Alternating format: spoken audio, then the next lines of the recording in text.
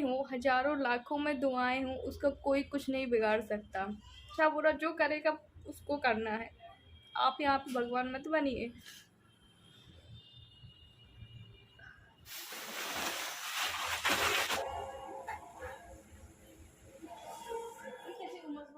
Hello everyone, good morning.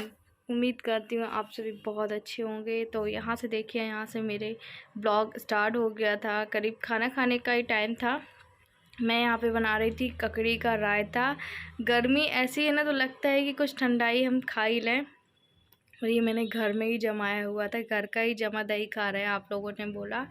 और मैं आप लोगों को बता दूं कि पता है, मैं आपसे हाथ जोड़ के निवेदन करती हूँ कि प्लीज़ प्लीज़ हमें ना ऐसी बद्दुआएं मत दीजिएगा। इतनी बद्दुआ कौन देता है ना। सुहागन रहने की दुआएं दीजिएगा, यूँ बद्दुआएं मत दीजिएगा। बहुत आत्मा मेरी रोती है कि देखिए, वैसे ही मैं इतना ज़्यादा डिप्रेशन में हूँ, इतना ज़्यादा परेशान हूँ। हमारी क्या स्थिति है ना कि मैं अपने शब्दों से भी बयां नहीं कर सकती हूँ। फिर भी कुछ लोग इतना ज़्यादा दिल दुखाते हैं। चलिए ठीक है, इन्होंने ऐसा बोला, उसके बाद इतना टॉर्चर मुझे कर रहे, इतना टॉर्चर, बहुत ज़्यादा ही टॉर्चर हो गई मैं।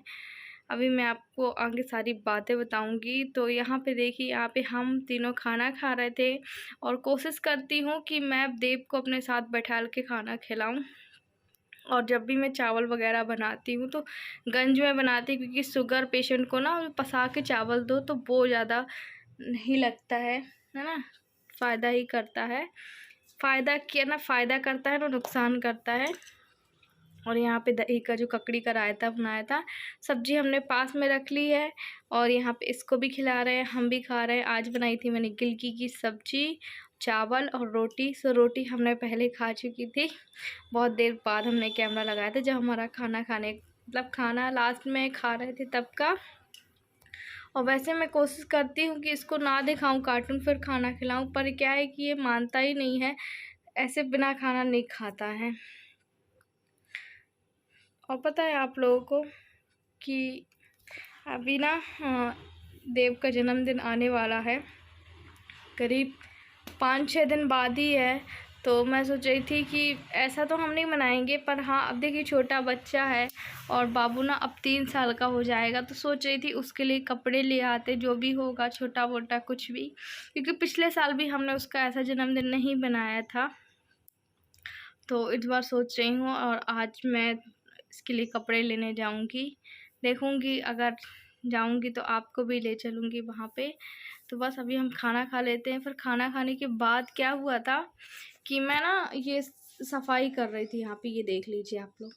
और ये ना मैं करीब दूसरे दिन सुबह सुबह कर रही थी, करीब जल्दी उठ के, जब मुझे कुछ काम करना रहता है ना कि हाँ मुझे ज़्यादा काम करना है, तो मैं क्या करती हूँ कि मैं सुबह उठ के अपना ये वाला काम कर लेती हूँ। मुझे चावल भरने थे और तेल भरना था, बहुत सारा आइटम था।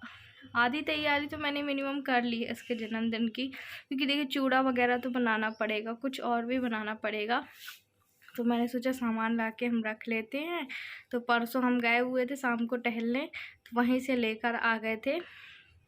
और ये टंकी को ना मैंने धुला था, ये चावल वाली टंकी थी, और इसी फिर मैं चावल पलटा दूँगी। ये 5 किलो की है। वैसे तो ये चावल हमारे लिए बहुत हो जाता है, क्योंकि हम कभी कभी दलिया भी बनाते हैं, पर अभी गर्मी ज़्यादा है तो ज़्यादा दलिया नहीं बनाते हैं, पर कभी कभी ऐसा है कि बना लेते हैं। और यहाँ पे जितने भी बर्तन थे ना, उसको भी मैंने एक बार फिर से साफ़ कर दिया था। अभी 1-डेढ़ हफ्ते पहले ही साफ़ किया था ना, फिर से साफ़ कर दिया था, क्योंकि थोड़ा थोड़ा काम करेंगे तो हो जाएगा, है ना। और पता है, देखिए इतने इतने तकलीफ़ में भी ना, जो मुझे समझते हैं कि मैं उस समय भी सब कुछ ठीक करने की कोशिश करती हूँ कि नहीं नहीं नहीं, फिर भी मैं यार, मतलब जब आप ऐसा कुछ बोल देते हैं ना, तो मैं सोचती नहीं हूँ ये सब चीज़ें, ठीक है। हमारी लाइफ इस कंडीशन में चल रही है ना कि ना कोई आगे है ना कोई पीछे है, और मैं ही उनका सहारा हूँ, वही मेरा सहारा है। एक पति पत्नी का जो जोड़ा होता है ना, वो एक दूसरे को मजबूत बना के चलता है। मुझे नहीं पता कि मैं क्या बोल रही हूँ क्या नहीं बोल रही हूँ, पर जितना मुझे पता है उतना मैं आप लोगों से बताती हूँ। और देखिए कई ऐसे हैं जो छोटी मोटी चीज़ों में भी ना थक के हार के बैठ जाते हैं कि हमसे अब नहीं होगा। तो फिर भी मैं हिम्मत करती हूँ। दूसरे दिन मिल रही हूँ, वो भी शाम को मिल रही हूँ, है ना। जितना मुझसे होता है ना हर दिन छोटा छोटा क्लिप वो मैं ऐड करती हूँ। उसके बाद फिर कि देखिए मेरा ना 3-4 दिन से इतना ज़्यादा सर दुख रहा है, मतलब एक हिस्सा दुख रहा है सर का, एक हिस्सा नहीं दुख रहा है।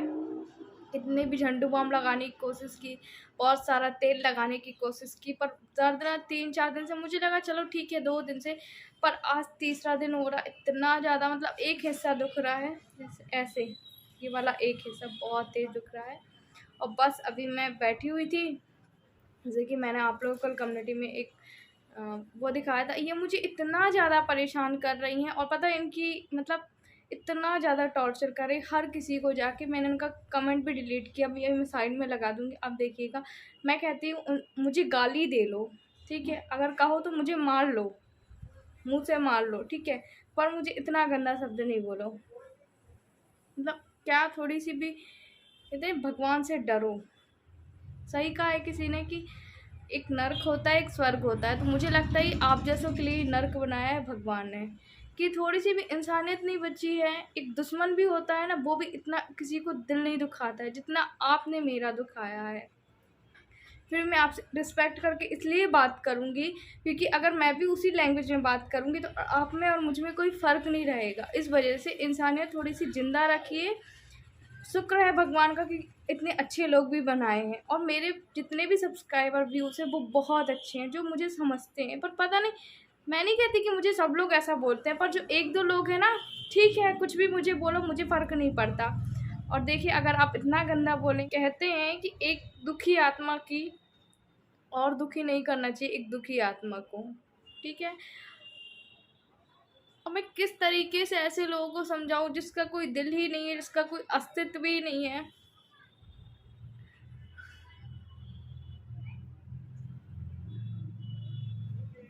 आप लोग कहते हैं आरती जी स्ट्रॉन्ग बनिए, आप हिम्मत रखिए।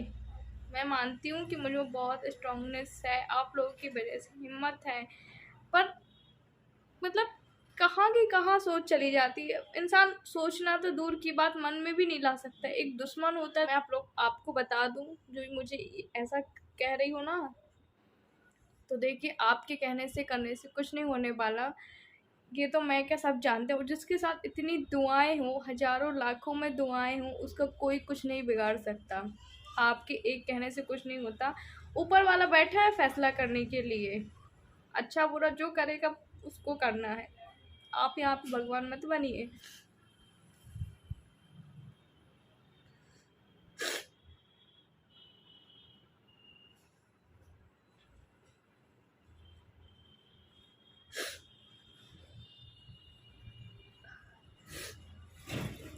और एक बात बताऊँ मैं आपको कि देखिए भगवान तो मेरे साथ है, इतना आप मान के चलिए। वरना देखिए, जिस इंसान के पास मतलब एक छोटा बच्चा हो, उसके बाद ये, उसके बाद फिर मैंने किस तरीके से अपने हस्बैंड का इलाज कराया, तो सब भगवान की महिमा है। उसी ने हमारा साथ दिया है और आज हम यहाँ तक हैं। और मैं आपको बता दूँ, आगे भी वही रास्ता दिखा रहा है, बस हमें उस पे चलना है। और मैंने नेकी का रास्ता पकड़ा था, हमेशा नेकी का रास्ता पकड़ी ही रहूँगी। जो मुझे इतना बोलते हैं, मेरे कितनी आत्मा दुखती, ये मतलब एक औरत ही औरत की दुश्मन होती है, सच कहा किसी ने, कोई और नहीं रहता है। और आज ऐसे ही लोगों की वजह से ही कहावतें बनी है, बिल्कुल सच है। किसी ने कहा है कि भला किसी का नहीं करो तो बुरा भी मत करो, पर ये शायद, तो देखिए अभी टाइम करीब हो रहा है 7, 7:30 करीब हो रहा होगा। अब मैं अपना वीडियो एडिट करने बैठी थी, फिर मैंने देखा अरे वीडियो तो एंड किया ही नहीं है मैंने। और कल इतना ज़्यादा मतलब वो लगने लगा था, फिर मैंने आप लोगों से बात ही नहीं की थी। तो अभी सुबह जब एडिट करने बैठी तो मुझे ध्यान आया। और देखिए मुझे ये सब कहने में और बोलने में मतलब मुझे खुद को अच्छा नहीं लगता है, पर मैं आपसे हाथ जोड़ के बोलती हूँ कि देखिए मुझे मतलब अच्छे अच्छे वो करिए, ब्लेसिंग जो और कोई भी देता है, ठीक है। मुझे यूँ सजे धजे रहने दीजिए, ऐसी बद्दुआ मत दीजिए। और मैं आपका कोई, अगर मैंने आपका कोई दिल दुखाया तो उसके लिए मुझे माफ़ कर देना। मैं नहीं चाहती थी, पर देखिए कहीं ना कहीं मेरा भी दिल दुखा। अगर आप हमारी वीडियो देख रही होंगी उसके लिए मुझे माफ़ करना। अभी मैं आपसे यही बोलूँगी कि मैं आपसे हाथ जोड़ के माफ़ी मांगती हूँ। प्लीज़ प्लीज़, मैं ऐसी बातें मत बोलिएगा। बहुत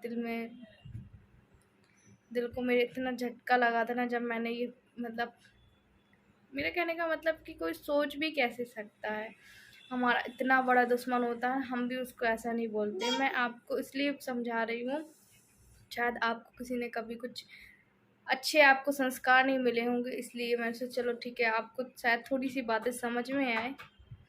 चलिए ठीक है, तो आज का वीडियो हम यहीं पे एंड करते हैं। अगर आपको अच्छा लगे तो लाइक करना, शेयर करना, सब्सक्राइब करना। हम मिलेंगे आपसे कल, तब तक के लिए बाय बाय। और एक बात और, पता है ये क्या बोलते हैं कि सिर्फ इसको अपने पति की ही लगी है। तो एक बात मैं बता दूं, शायद पता नहीं मुझे आप अनमैरिड है कि मैरिड है, पर शादी के होने के बाद कहते हैं अगर पति के घर में सूखी रोटी मिल रही हो, आप प्रवचन सुनिएगा। एक महाराज जी हैं, उन्होंने कहा था, मुझे अच्छे से नाम है, वो कौन से महाराज हैं जो देवकी नंदन महाराज जी से लगते, कौशिक महाराज जी हैं, हाँ अनुरुद्राचार्य जी महाराज हैं। उन्होंने बताया था अगर आपकी शादी हो गई, आप अपने ससुराल आ गई हो, तो आपका पति ही सब कुछ होता है। और वो अगर आपको सूखी रोटी दे रहा हो, कैसे भी रख रहा हो, आपको उसी के घर में रहना है। मैंने ये बहुत पहले देखा था शायद, है ना, बहुत पहले सुना था, आपको उसी का साथ देना है।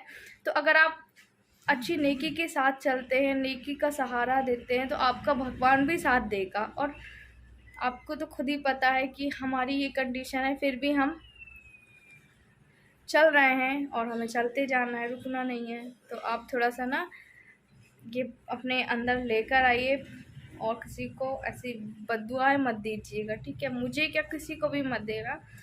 चलिए, आज का वीडियो आपको कैसा लगा कमेंट करके ज़रूर बताइएगा। अच्छा लगा हो तो लाइक करना, शेयर करना, सब्सक्राइब करना। हम मिलेंगे आपसे कल, तब तक के लिए बाय बाय। चलो लो, तुम भी बाय बाय कर दो। और हाँ, अब चलो कल